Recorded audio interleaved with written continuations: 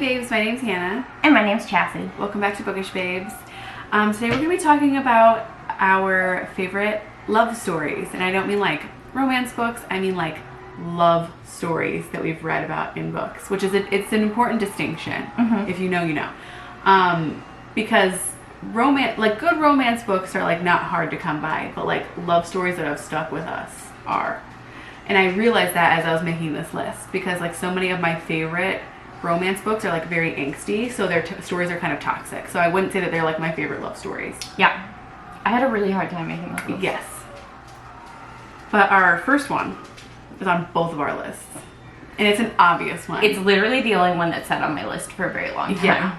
It's Feyre and Rhysand. And I know that it's basic, but it's everybody's favorite for a reason. Speak for yourself. I don't think it's basic at all. I think everybody loves Feyre and Rhysand, but everybody loves them for a reason. It's because I love their story arc. You know what I mean? Absolutely. I think it's fantastic. I think it's so complex. I think it's one of the best love stories of all time. I have always said I think the ACOTAR books are going to be like classics one day. I agree. Yeah. For not just for that, but for so many for the different friendships things. And it's such a character driven and series. The world building. Yeah. I just think there's so much more to it than people think. It goes so much deeper than people always joke that it's like fairy porn, but that's not how it is at all. I would say if you go into ACOTAR thinking it's steamy, you're going to be disappointed. Because there's really not that many scenes. Literally infuriates me anytime somebody... I know, because like even Silver There's a Flames, lot of stuff out there that is fairy porn. Yeah. It's not this. But even Silver Flames, which has the most sex scenes, still has that many. No. So. So. Anyway. What's your second one? The second one I put on here is A Discovery of Witches. Diana and Matthew. I never read this one. You really should. I should. You really, really should. Yeah. I absolutely love them. It's a vampire and a witch. That's right up my alley. I keep meaning to read it. It's just like one of those that I keep meaning to read. So good. Yeah. So good.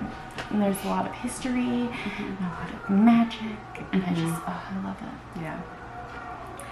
My second one is another basic one, but once again, I think it's basic for a reason. It's like, you know, let's not be mad at the things that are more popular. Elizabeth and Darcy from Pride and Prejudice. Okay. Maybe it's controversial, maybe it's not. I haven't read it. You've never read it or seen it? I've never read it. I read it a long time ago, and I just watched the movie for the first time, actually, in the past couple years. Okay. And I've seen it multiple times. Their story is also toxic, but let me explain why I think it's my favorite. I think it's because in this, I know it's fiction, but in that time period, two people from like different classes like that would have never been together. Okay. And I think that that's why it was like so important. And she was such like a strong woman, which was also not tolerated then. And yeah, it's just one that like melts my heart every time anytime he's like acting like an asshole when I'm rereading or rewatching, I'm like, if only you knew. You know what I mean? Yeah. No, I get that. Yeah. It's just one that sticks with me. So the next one that I'm going to talk about is The Comic-Con by D. Lagasse. Yeah, you do love that one. Yeah, Bertie and Atticus. This one really, really stuck with me. I loved everything about this book, and I really, really loved their relationship for several reasons. But overall, their love story was just something that felt completely different. And I felt that these characters really stood on their own, which made the story even bigger. When they stick with me like that, it definitely says something about the love itself, because you guys know, like, we'll read books and I won't remember who was in them. Like, I don't remember. Once again, like a decent romance isn't necessarily hard to come by. But like, really beautiful love stories are. Yeah, and that one was definitely beautiful. I loved it so much. Yeah. The next one is, speaking of beautiful, it's just like, it was one of the most stunning books I've ever read. I put down Achilles and Patroclus from the Song of Achilles. I love this one so much. I really did. Do you agree? I do. Yeah. It's very good. It's very, very good. It's a very good book, but like it's a really great queer love story, which I have to say, like, I haven't come across all that often. And maybe that's partially my fault. I don't think I read a ton. They're not as easy to come by. But I just had, like, every time I think about this book, it like makes me want to tear up because I think about them and I like love them so much. Just like this like real raw, once again, like two people who came from completely like different lives. Yeah. In a different time. Yeah. And it's just like this whole, you know, it's based on mythology, so it's like this very like dramatic, beautiful love story. Like it's almost like cinematic when you think about it. I love it so much, yeah. So, speaking of mythology, this next one actually is kind of an interesting answer. Because this doesn't, it's best love story, but it's actually self-love. It's like cycled around. Okay. And it's The Witch's Heart. Okay, so I thought about that. Right? Yeah, but I didn't put it down because I didn't, because like you said, it's like, it's self-love, 100%. Right. So I thought about it too, and I originally didn't put it on my list. And then, like, I made my list. And then I'm putting it on here. Because Angrboda, love comes in like all forms. She goes through a whole lot of shit. But in the end, it's just like, it's self-love and it's self-discovery, and I think it's one of the best love stories, and it deserves to be on this list. Yep. So, I agree. I agree. I like that you said that. My next one is Atlas and Lily from It Ends With Us. I'm rereading this right now and I forgot about how much I love them, and it's just because like what they felt for each other was so pure, because it was when they were it was when they were younger, and like when they didn't have any control over their situation and where they were at in life. And I think that they still like really had that love and respect for one another, and then it carried over to years later after they had changed so much. I think that's really special. Okay. You know what I mean? Yeah. Because a lot of times in second chance romances, it's like they have changed and their love has changed, and I think that's great too, but like theirs remained pure even through everything that they went through. Yeah, it really did. I need to read that again. I'm having so much fun rereading it. Okay. What? So I didn't write my last one down. Okay. Because I waited. Because you didn't want me to see it? Yeah. I waited until the very end. Is this the controversial one that you were saying? Yeah. Yeah. So I waited until the end, so y'all can be mad at me at the end. Because this is controversial and not everybody's gonna agree with me, but I don't care. And I'm gonna go ahead and put Cassie and Nesta on this list. Because what if I know you were gonna say some shit like that? Because you know me. Okay, I'm doing it. I don't care. I don't care. I think they deserve to be on this list. I vehemently disagree, but I'm gonna let you say your piece. You go ahead and vehemently disagree. Yeah. That's fine. You can have your opinion, and I'll have mine. Okay? It's very fair. It's very fair. I don't get where you're coming from, but it's fair.